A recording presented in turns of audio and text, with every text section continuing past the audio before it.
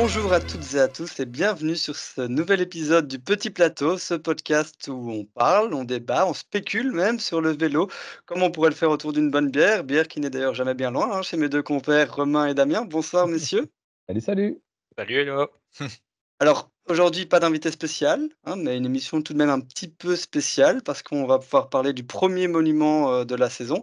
Monument, c'est un terme qui, pour moi, retentit de plus en plus ces dernières saisons parce que on voit qu'on a de plus en plus de superstars qui, visent vraiment, qui en font un objectif majeur dans leur carrière, ce qui n'était pas toujours, le cas encore ces dernières années, en tout cas pour les coureurs de grand tour qui ne visaient pas forcément les monuments. Maintenant, on voit que toutes les superstars du peloton, à peut-être une exception près, visent, les monuments. Et en parlant de superstars, il y a des absences à Milan-San Remo, mais il y a aussi des présences, à commencer par le tenant du titre et champion du monde Mathieu Van Der Poel et aussi, peut-être là ou en tout cas l'une des plus grandes superstars du peloton, Tadej Pogačar qui on sait en fait un objectif majeur dans sa carrière et dans sa saison. Il a échoué ces 2 dernières saisons. Est-ce que cette saison-ci, en raison des circonstances dont on va, débattre ici, est-ce que c'est pas la bonne pour Pogačar? Je l'espère. Vous me connaissez maintenant, je l'espère. Non, je sais pas, je suis partagé. Maintenant, bien entendu qu'on peut avoir plus d'espoir, suite à certaines absences et suite au fait que, pour moi, le grand favori sur ce parcours, ça resterait toujours Mathieu van der Poel, Mmh. sauf que c'est sa rentrée. Alors du Ouais. coup, on peut peut-être espérer l'année passée, sa rentrée au Stradé, il était pas top. Bon, le deuxième jour de course, il était top. Hem Donc on verra. Après, Pogacar, lui, sur sa rentrée, par contre, il s'est débrouillé, ça allait. Je pense que la forme est bonne, mais c'est toujours la même question. Il est énorme favori, il a de quoi faire la différence, mais est-ce que le parcours permet de faire la différence? Mathieu Van Der Poel l'a fait l'année passée, maintenant ils ont été plusieurs aussi à mettre des attaques et cetera. Si lui est tout seul à devoir piéger, tout un peloton qui va rouler autrement, je sais pas. Je sais pas s'il peut le faire ou pas, je ne l'exclus pas tellement il est fort, mais je sais pas si j'en ferais mon énorme favori, par exemple. Ouais, c'est vrai que ça faut voir un petit peu l'état de forme dans lequel va arriver Mathieu Van Der Poel, c'est un inconnu. Il sort d'un hiver extraordinaire en CX. Mais bon, on a vu l'année précédente que ça pouvait pas forcément être, synonyme de victoire sur toutes les courses sur route, hein. Van Aert avait fait un hiver, terrible en CX et puis il s'est un peu planté partout donc non, je n c'est difficile de savoir si Van Der Poel sera en forme, mais donc si effectivement Van Der Poel n'est pas en cette forme. Pogačar est le grandissime favori numéro 1, hein, ça c'est une évidence. La question de savoir, c'est est-ce que Pogačar va pouvoir distancer tous ses concurrents dans le Poggio finalement? J'imagine on va Mmh. se diriger vers une course, telle quelle, et ça, seul l'avenir nous le dira, on ne sait pas. Mais c'est l'année ou jamais, clairement. La question est Ouais. de savoir s'il va les distancer. Oui, je pense que moi, honnêtement, je me pose même pas la question. Est-ce qu'il va assez les distancer pour tenir derrière? Je pense que c'est ça la question qu'il faut se poser, hein. Ouais, oui, c'est une bonne question. En fait, bon, UAE va, visser dans la Cipressa comme d'habitude pour essayer d'éparpiller les équipiers. Ensuite, comme vous le dites, je pense que la clé c'est un, Van Der Poel, 2, est-ce qu'il va savoir distancer suffisamment? En fait, je pense que le problème de Pogačar, vous l'avez dit, c'est que le Poggio, c'est le Poggio, c'est pas le Vieux-Quarmont, c'est pas la Redoute. C'est peut-être un peu trop facile pour Pogačar et il y a souvent des coureurs qui savent prendre sa roue. Ganna l'année dernière et puis Van Der Poel et Van Aert ensuite. Van Aert il y a 2 ans et le problème c'est que oui, Van Aert s'il suit Pogačar, c'est pas pour autant qu'il va gagner, mais s'il suit, que ce soit lui ou un autre, Pogačar, Pogačar ça va le faire ralentir et donc ce qui reste du peloton peut revenir. Cette année, il y a pas Van Aert. Ganna, aura la tête ailleurs parce qu'il vise les jeux olympiques et Van Der Poel, je suis assez persuadé, on y reviendra, je suis assez persuadé qu'il sera pas, à son niveau de l'année dernière. Donc oui, Milan-San Remo, il y a toujours des surprises, toujours des coureurs qui peuvent se sublimer, mais qui pourra suivre, Pogačar cette année? Comme je dis, le Poggio, c'est peut-être un peu trop facile pour lui, mais cette année, ils sont pas nombreux à pouvoir le suivre, hein. Donc s'il arrive à suivre et qu'ils ont éparpillé les équipiers dans la Cipressa, il faudra sacrément se relier pour revenir sur lui après le Poggio. Donc pour moi, j'y crois. Ça fait 2 ans que je dis: «J'y crois pas pour Pogačar à Milan-San Remo», mais cette année, j'y crois. Ouais, mais Voilà. je suis d'accord que personne ne va savoir suivre. Je l'ai dit juste avant, hein, mais pour moi, personne ne sait suivre vraiment. Maintenant, ils vont effectivement vouloir essorer le peloton, mais il y a des blocs. il y a des blocs qui vont pas sauter dans la Cipressa et qui vont peut-être pouvoir ramener. Il y a un beau bloc Alpecin, il y a un beau bloc Lidl Trek. Et peut-être que ça va servir des alliances alors avec des hommes plus isolés, mais des Mohoric qui peut s'allier avec un Pidcock, qu'est-ce que je sais. Pedersen, hein, Bien sûr. on en attend bah, toujours Pedersen, beaucoup. oui. On attend toujours beaucoup de Pedersen. Il a pour l'instant assez déçu, mais c'est vrai que lui, pourquoi pas? Il est en forme. Hein. Peut-être que, Ah oui, oui. lui, il le dit pas, mais peut-être que lui, s'il est en forme si tôt cette saison, c'est pour viser Milan-San Remo, justement. Donc lui fait peut-être partie des rares coureurs qui pourraient suivre Pogacar. Et il a le bloc. Tu vois, je citais le bloc Il a le Lidl. bloc. Bah, il a, voilà, je vais citer 4 noms. Bah, Pedersen, Milan, Stuyven, éventuellement Badjoli, qui est pas top en ce début de saison, mais bon, qui reste. Donc il aura normalement du monde qui va survivre et qui pourra peut-être se sacrifier. Il faut voir comment ces mecs-là peuvent passer le Poggio et s'ils peuvent ramener derrière. Après, on l'a vu sur l'Estradé, hein, Pogacar est un peu fou. Est-ce Mmh. que, c'est envisageable selon vous de voir un Tadej Pogacar attaquer, avant le Poggio? Peut-être dans la Cipressa, peut-être même avant, au Capomele, pourquoi pas? Hein? On pourrait avoir, un Pogacar qui partirait comme ça à 60-70 bornes de l'arrivée, en faisant all-in parce qu'il en a rien à faire et que voilà? Ou bien vous pensez qu'il va plutôt essayer cette fois-ci d'assurer? Pour moi, Envisageable qu'il essaye, mais Ouais. ah mais ouais, pour moi même pas. Pour moi, c'est même pas J'ai envisageable dit qu'il essaye. envisageable, je dis pas qu'il va le faire, hein, mais on peut connaissant le gaillard, il y a quasiment aucune option qui serait inenvisageable, Oui, mais c'est vrai. ce serait pas, victorieux. Moi, je dis pas envisageable dans le sens où, et là je vais te rejoindre, je pense quand même, alors il est un peu fou, il est un peu au feeling et cetera, mais je pense qu'il sait que cette année, c'est une bonne année pour essayer de faire la différence dans le Poggio Ouais, par rapport à d'autres fois. Donc autant l'année passée, à la limite, il aurait pu le tenter, autant cette année, c'est vraiment pas l'année où il doit jouer son all-in. ouais. Je crois que là, il doit vraiment, tenter, sur le final. Surtout que tu parles de blocs, contrairement au Stradé, s'il part, de loin, les blocs, ils seront encore là et ils pourront rouler derrière lui et justement, Damien, tu parles de blocs, il y a quand même un bloc qui marche pas mal ces dernières années, c'est Visma. Alors, il y a Sa Majesté, Van Aert qui n'est pas là parce que oui, même s'il n'est pas présent cette année, sur ce podcast-ci, j'ai pas attendu la fin de l'émission pour en On va en parler. parler. Malgré qu'il ne soit pas là. Mais voilà, ça reste un bloc, surpuissant qui sont favoris sur chaque course. Ils ont quand même un sacré coureur comme, leader annoncé cette année, c'est Christophe Laporte, le champion d'Europe qui a quand même les qualités nécessaires pour, survivre le Poggio et aller sprinter derrière, c'est clair. Est-ce que pour vous, Laporte fait partie des favoris pour la bataille finale? Et aussi, est-ce que Visma, avec ce qu'ils ont montré cette année, ont peut-être pas aussi un autre coureur qui peut venir briller, sur cette course? Bien sûr. D'abord, je voudrais quand même te donner un mauvais point, parce que si je ne me trompe pas, lors du dernier podcast, tu n'as pas mentionné Wout van Aert. Ah, c'est possible, bah, ouais. Donc je pense OK. que, bah, tu as perdu ton pari pour cette année. Écoute, Ah mince! alors moi je place Arnaud Delis. Non, c'est vrai, je ne l'ai pas donné tout le temps non plus. Arnaud Delis qui sera absent d'ailleurs, Ouais, le pauvre. ouais, tout à fait. Je souhaite qu'il retrouve vite la santé sur d'autres courses, parce que finalement il est absent, mais il fait d'autres courses, ça, c'est pas qu'il Ouais, est out, hein, donc voilà. on en reparlera, tout de suite. Ouais, pour la petite parenthèse. Hem, alors, je vais te répondre en 2 temps. Christophe Laporte, pour moi, c'est un des énormes favoris. Ouais. Il faut pas se tromper, selon moi, sur la place, finale de Christophe Laporte sur l'Estradé. On en avait parlé, l'Estradé ont été encore durcis, comme si c'était nécessaire. Christophe Laporte, il fait top 10 et les mecs, c'est une course pour grimpeurs, hein. Christophe Laporte, il fait top 10, alors il est loin de Pogacar, oui, il est même loin de Van Gils et cetera, OK, mais là, on est sur le Poggio, c'est typiquement l'effort qui est fait pour lui. Donc, moi, quand on dit: «Personne sait suivre Pogacar, mais il y en a qui seront pas trop loin», je mets Laporte dans ceux qui seront pas trop Ouais. loin. C'est pas un coureur c'est pas un sprinter qu'on va devoir ramener. C'est un des mecs qui sera le plus proche de Pogacar quand il va mettre son sac, alors sur le profil et sur la forme, je pense aussi. Donc j'ai envie d'y croire. Après l'autre coureur, bah, bien entendu, je sais de qui tu parles puisque j'ai évoqué un peu sa transformation lors du dernier épisode. Olaf Koy passe effectivement de mieux en mieux les bosses.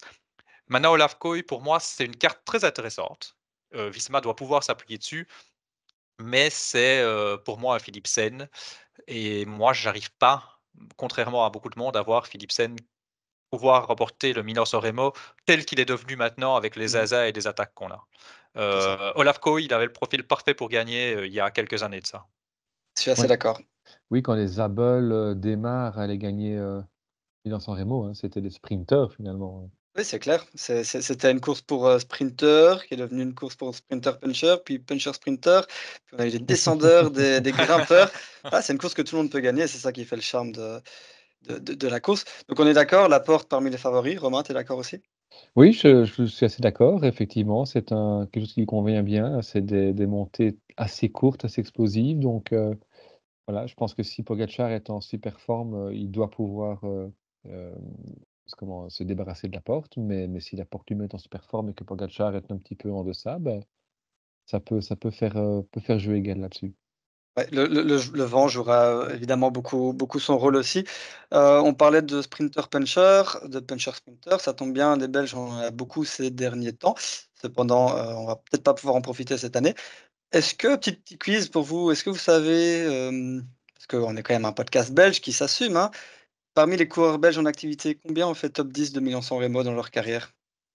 Au moins Jasper Stuyven, déjà. Ouais, Bah, Wout van Aert l'a Euh, quand même fait aussi, Wout van hein. Aert ouais, aussi. quelquefois Ah oui, en activité, pas au en départ, hein, en activité, ouais, activité. et je vais vous dire, il en Euh, manque un. Ouais, je ils ne suis en sont que train de 3. je suis en train de réfléchir à Philipsen, non, je pense pas. On n'aurait pas un Edward Theuns ou un truc comme ça? Ah, Oliver Nassen, Ouais, tout à bien fait. sûr. Oliver Nassen, quatrième, je pense déjà, ou troisième. Deuxième, Deuxième, deuxième, deuxième, deuxième. deuxième en 2019 derrière Julien Alaphilippe. Ouais. Donc oui, voilà, les Belges Mmh. ils n'ont pas brillé ces dernières années, ils ont quand même gagné 2 fois parmi les dernières éditions. Cette année, voilà, on sait qu'on a quand même des coureurs qui ont tout pour briller sur Milan-San Remo, mais cette année, ça paraît quand même un petit peu, maigre, au vu des participations et des formes de chacun. Est-ce que, vous envisagez un autre nom pour, venir compléter cette liste de top 10 belges? La superstar, enfin, bah, non, pas la superstar, pardon, l'homme en forme, Maxime Van Gils. Pourquoi Maxime Van pas? Gils, oui, oui, bah, après, il va pas gagner, sait-on jamais, mais il est intéressant, hein. Mmh. Il passe bien les bosses, il sait rouler, il a une petite pointe de vitesse, donc je sais pas si il va faire top 10, je le verrai bien dedans, mais si tu me je vais un peu transformer la question, si tu me dis: «Qui sera le meilleur Belge sur la ligne?» et ben, je citerai pas Philipsen, je citerai Van Gils. Parce que Philipsen, voilà, cette année n'est peut-être pas, assez en forme ou, qui ne vise Bah, pas il est Bah, cette trop tôt, course? oui. oui, en fait, il a travaillé justement pour pouvoir, passer et tout ça, mais d'abord, j'ai un peu de mal à y croire. 2, effectivement, la condition ne semble pas extraordinaire. 3, il vient de chuter. Il y a trop d'éléments contre Philipsen. Je rêve qu'il me fasse mentir, mais pour moi, il y a trop d'éléments contre Philipsen. Et puis, on va rajouter qu'il bah, il y a quand même Mathieu Van Der Poel dans son équipe. Donc, ça joue quand même. Voilà, si Mathieu est pas bien, je me dis qu'en plus, Alpecin, ils ont des éclaireurs à envoyer, genre Krag Andersen. Ils ont Axel Laurence. Bon, pas... il était super bon contre Pedersen. Après, ici, on est sur 300 km, hein, donc je sais pas s'il faut tout de suite s'emballer, mais je sais pas. Philipsen, j'y crois pas trop. Non, tu crois pas non plus pour Philipsen? En tout cas, je suis pas rassuré de ce que j'ai vu, depuis le début de la saison, que ce soit l'Omloop ou Tirreno. Il n'est pas mauvais, hein, attention, il a quand même gagné, on l'a Ouais. dit dans l'épisode précédent, il a gagné, un sprint sur Tirreno avec une longueur d'avance sur tout le monde. Mais, il n'est pas dans la forme optimale qui lui permettrait, enfin, qui l'autoriserait Mmh. à espérer gagner. Et comme, je vais retourner, l'argument de Damien, hein, comme il a dit tantôt, on est dans une génération de zinzins. Il faut être à 100 pour espérer gagner un monument. Si tu ne l'es pas, c'est impossible. Il y a tellement de prétendants, tellement de talents dans ce peloton à tout niveau que c'est impossible. Et effectivement, là où je vous rejoins, c'est que je pense que si on reste vraiment sur le volet belgo-belge, il n'y a pas un Belge qui va prendre le départ ici à 100 de ses Mmh. capacités et qui plus est, qui pourrait revendiquer la victoire. Parce que Van Gils, j'entends, hein, Van Gils était en forme très, très tôt, très, très vite. Donc il a fait les super stradés, il a fait, de superbes courses avant ça. Est-ce que ce pic de forme est encore là ou est-ce qu'il est déjà en train de tout doucement s'estomper? On ne sait pas, on verra. C'est clair que c'est quelqu'un qu'il faut attendre. Après Van Gils, il aime les courses dures. Alors ici, c'est long. Est-ce que c'est vraiment dur finalement Milan-San Remo? Je suis pas certain. Ouais. Voilà, il faut voir comment ça va se passer. Après, si Philipsen se fait emmener dans le ventre mou du peloton jusqu'au pied du Poggio et qui parvient à basculer avec peut-être, ne fût-ce que quelques allez, une dizaine de secondes de retard sur un Pogačar, dans un groupe où il y a un Mohoric, un Pidcock, qui sont des mecs qui en descente vont tirer un petit groupe. Si Philipsen arrive dans le bon groupe, Van der au Poel. pied, enfin au pied, comment? De l'autre côté du Poggio, là ça devient, plus qu'un candidat, Tout à fait. Mais on n'y est pas encore. Et je pense que pour l'instant, de ce qu'on a vu, en tous les cas, dans sur le week-end d'ouverture et dans les courses difficiles sur Tirreno, il n'a pas encore les quiz pour passer les boss avec les meilleurs. Ouais, je suis assez d'accord, j'y crois pas trop pour le moment et paradoxalement, j'y crois à Philipsen, chasseur de classiques. J'y crois sur Roubaix, j'y crois à Milan-San Remo dans sa Beaucoup carrière, plus. Game ou autre. Voilà, maintenant, on n'y croit pas pour Philipsen. Tu dis quand même, à raison, Romain, que pour gagner un monument, il faut être à 100%. Du coup, si Philipsen n'est pas top, ce sera Mathieu Van Der Poel, le leader de Alpecin. Est-ce qu'on peut vraiment envisager que Mathieu Van Der Poel soit à 100% sur Milan-San Remo? Moi, depuis le début, j'ai jamais bien compris, comment on a pu douter que ce serait Mathieu Van Der Poel le leader, hein. Je Voilà, comme même alors, peut-être que je vais me tromper, comme même, quand j'entends sur Paris-Roubaix, ce sera Philipsen le leader. Oui, Philipsen, je l'attends très fort sur Paris-Roubaix, je l'attends comme même possible, vainqueur, mais je pense pas qu'on à Mathieu Van Der Poel, il laisse tomber un rôle de leader sur des monuments quand même, quand bien même il les a déjà gagnés. Je veux dire, Mathieu Van Der Poel, de toute façon, il change pas d'objectif, hein, il joue les monuments, il va pas aller viser un grand tour, donc pourquoi est-ce Mmh. qu'il laisserait tomber, ses objectifs de monuments? Donc pour moi, c'est logique qu'il soit leader. Sur ta question du 100, je honnêtement, j'en ai aucune idée. Les mecs, on l'a déjà dit, dans d'autres épisodes, je pense maintenant, on est dans un cyclisme où les mecs, ils peuvent être performants dès leur premier jour de course. On l'a vu, sur le Newsblatt, quelques fois. Bon, cette année, c'est Tratnik avait déjà quelques jours de course, mais on l'a vu, sur les stradés, alors Pogačar est un ovni, mais en attendant, voilà. C'est vrai, c'est totalement vrai, mais on a quand même aussi vu, je trouve, que Mathieu Van Der Poel a tendance à être stratosphérique, pardon, sur les courses qu'il vise. C'est-à-dire au-delà de tout sur les courses qu'il vise, contrairement à un Wout van Aert qui va être fort partout, mais pas stratosphérique. Van Der Poel, je pense qu'il a vraiment ses objectifs et que l'année passée, il s'était avoué à demi-mot, Milan-San Remo était parmi ses premiers objectifs de sa saison, ce qui n'est pas le cas cette année. Je suis quasiment sûr que Milan-San Remo n'est pas il va vouloir le gagner évidemment, mais que c'est pas là qu'il va viser son pic de forme. Et moi, je suis absolument persuadé qu'il ne le dit pas pour garder des cartes joker, mais que cette année, l'objectif numéro 2 après le round, c'est Liège-Bastogne-Liège et qu'il va tout faire pour être à 100 à Liège-Bastogne-Liège et qu'il ne le sera pas encore du tout à Milan-San Remo. Ah ouais. Ah, tu vois, moi, j'y crois pas trop à cette histoire de Liège. Ah, moi, j'en suis persuadé. Pour moi, un De objectif, plus en alors plus. c'est beaucoup plus décalé, donc ça n'a pas tellement d'impact, mais pour moi, son grand objectif, ce sera plutôt les JO que Bien Liège-Bastogne-Liège. sûr, mais alors là, je renvoie d'ailleurs, je renvoie à ce qu'on disait sur Van Aert à l'épisode, le printemps des classiques. Pour moi, Mathieu Van Der Poel va prolonger sa saison pour, pouvoir aller faire un stage en altitude un petit peu plus tardif, pour arriver au Tour de France pas très en forme, monter en forme petit à petit comme il l'a fait l'année dernière pour les JO et pour ça, il doit un petit peu prolonger sa saison et je pense qu'il va prolonger, jusqu'à Liège, mais qu'il ne l'avoue pas. Pour pas se mettre de pression et pour pouvoir sortir, du chapeau au dernier moment. C'est possible.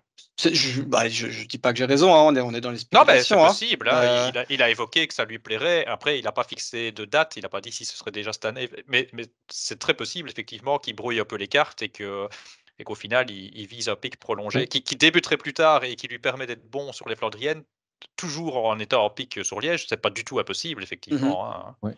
Dans sa communication officielle, il est quand même, dans un premier temps, partant pour Liège-Bastogne-Liège, en mode à confirmer. Ouais, tout à fait. Ça n'a pas été s'il est en forme, il le fera en plus. C'est on va l'inscrire au programme et on verra quand on y sera.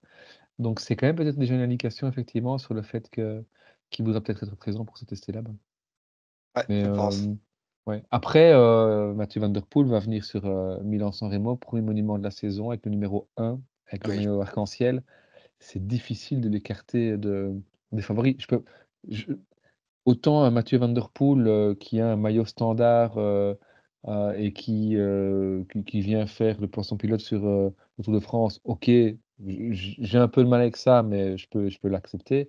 Autant je peux pas imaginer un Van Der Poel venir faire, l'équipier de luxe avec le numéro 1 et le maillot arc-en-ciel sur un monument comme Ouais. Milan-San Remo, que ce soit pour Philipsen ou n'importe qui d'autre, hein. Mais il peut pas, ce serait un crime, vis-à-vis de Ah, ce bah, magnifique écoute, maillot. on ressortira, ça, la semaine prochaine si jamais il a pas tout donné.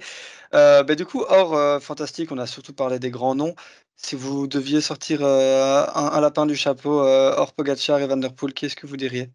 Coq. Pidcock pour Romain? Honnêtement, je sais pas. Je pourrais dire Pedersen, mais ça reste un peu près des Ouais. fantastiques. Donc, si je voulais sortir vraiment un nom très surprenant, je serais bien en peine de t'en donner un. Très Eh ben, honnêtement, je serais vraiment bien en peine de t'en donner un. tu sais quoi, Damien, moi non plus, et pourtant j'ai préparé la question. Donc, on va rester là-dessus. Mais Par contre, je peux si, donner une très grosse cote chez les Belges pour meilleur belge. Ah oui, ah, nous. On va me prendre pour un fou. Déjà que je dis Van Gils comme meilleur belge. Euh, bon, allez, tant pis, je me lance, j'ose. Cédric Belens. Eh ouais, ben, Cédric Belens qui pourrait profiter pardon, de l'absence de Dely. En fait, non. C'est ce que j'ai peur avec Belens, c'est 300 km, c'est un monument, donc voilà. Peut-être qu'il sera largué très rapidement, mais c'est pour souligner le fait que je voyais ce mec comme un sprinter pur et que je le vois voler, moi, depuis le début de la saison. mhm. Ce mec, ça grimpe, il est toujours là. C'est un des lotos qui répond le plus présent et il a sa pointe de vitesse. Donc Cédric Belens ne va pas gagner Milan-San Remo, hein, mais voilà, peut-être qu'il sera meilleur belge, allez savoir. déjà très bon à Jaén, hein, la classique à Jaén en début de Mhm. saison sur ce parcours un peu gravel. Ouais, non, j'allais revenir sur Pidcock. Pourquoi j'ai envie de citer Pidcock? Parce que c'est quelqu'un qui est déjà en forme, qui a déjà pas mal couru cette année-ci, et qui m'a fait un peu mentir. C'est-à-dire que sur Tirreno, finalement, il a montré. Moi, je pensais qu'il allait se faire décrocher, pas par Vingegaard, hein, ça c'était une évidence, mais par les autres également dans cette fameuse étape de Cagli. Et finalement, il s'en sort plus que bien, hein. Il termine 5e de l'étape, je pense, un truc comme ça. Donc, c'est quelqu'un on le savait déjà, hein, il a gagné l'Alpe d'Huez, hein, sur le Tour de France. Donc, enfin, il a montré que là, maintenant, il pouvait encaisser des montées assez costaudes, ce que je n'avais pas cru voir lors des courses précédentes, on va dire ça comme ça. Donc, il est en forme, il s'est bien grimpé, et puis c'est un fantastique descendeur. Mhm. Rappelez-vous Mohoric, il y a 2 ans, qui gagne en descendant. Donc, voilà quelqu'un qui pourrait peut-être basculer. C'est le genre de gars qui peut basculer à peut-être 10 secondes de Pogacar en haut du Podio et revenir sur le Slovène, qui est déjà un bon descendeur, hein, mais revenir sur le Slovène dans la descente. Et puis, c'est intéressant d'avoir un petit sprint pour la victoire entre Pogacar, Pidcock et peut-être pourquoi pas Van Der Poel, dont c'est l'artiste. Pedersen. Je t'ai écouté en même temps, hein, mais j'ai parcouru la start list aussi. J'ai reparcouru la start list pendant que tu parlais. Alors pas pour la gagne, mais pour faire honneur à notre dernier invité et parce que les vélos Van Drissel vont très bien. Cosnefroy, il m'a bluffé sur l'estradé. Blague à part, ça fait longtemps que je voulais Cosnefroy. Cyril Saugrin dirait le Julien Alaphilippe qui s'ignore. Rappelons que Ouais. Julien Alaphilippe a remporté Milan-San Remo. Et Fini au c'est vrai que départ. finalement, sur le profil, Cosnefroy, il aurait ce qu'il faut. Maintenant, Cosnefroy, ça fait des années qu'il tarde quand même à confirmer. Il gagne bien des belles courses parfois, par-ci, par-là, mais il tarde quand même à confirmer tout le bien qu'on pense de lui. Je vois pas Cosnefroy gagner, mais je vois Cosnefroy faire certainement son plus beau Milan-San Remo. Je sais même pas ce qu'il a déjà fait sur Milan-San Remo, mais ça ne m'a jamais marqué en tout cas. Je le vois faire une belle performance. Il a fait 2 fois Milan-San Remo, 22e et 78e, donc oui, Il peut il faire aura mieux. peut-être à cœur de faire mieux. Écoutez les amis, c'est peut-être ça aussi la beauté de Milan-San Remo, c'est que, on peut continuer à dire des noms peut-être toute la soirée, qu'il y a absolument aucune catégorie de coureurs qui ne peut pas, en théorie, s'imposer sur Milan-San Remo. À l'heure actuelle, toutes les catégories de coureurs, peuvent venir s'imposer.